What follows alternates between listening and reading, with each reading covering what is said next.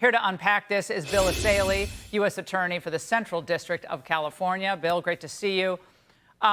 This is the key question in this particular ruling by this senior judge. Did the National Guard deployed by President Trump act as law enforcement? And if not, how does this Breyer ruling not get overturned by the Ninth Circuit?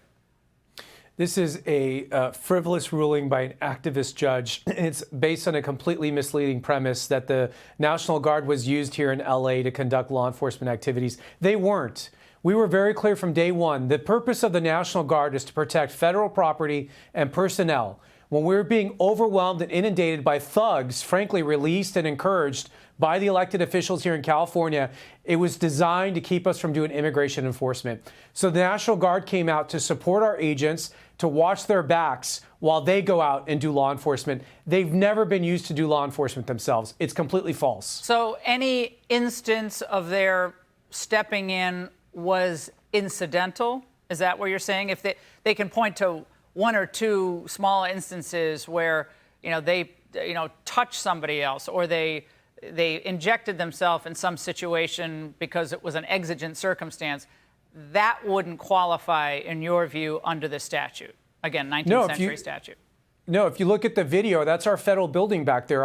My office is in one of them. So they set up a perimeter around the building to keep the thugs from coming in and breaking into the federal courthouse. Now, if someone attacks a National Guardsman, of course they're going to be detained out of self-defense, but then it's federal law enforcement that comes in and actually conducts the arrest and puts the handcuffs and charges them. But you see them there protecting our buildings behind them.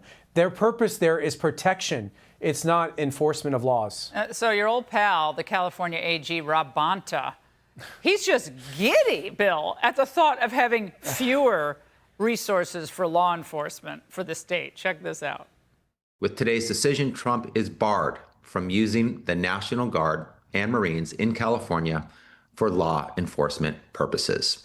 That means the military troops can't engage in arrests, searches and seizures, security patrols, crowd control, interrogation, or anything deemed as executing the law. Okay, aside from the fact that he's obviously reading his lines on a screen as the Attorney General of the largest state in the United States, forget that, okay?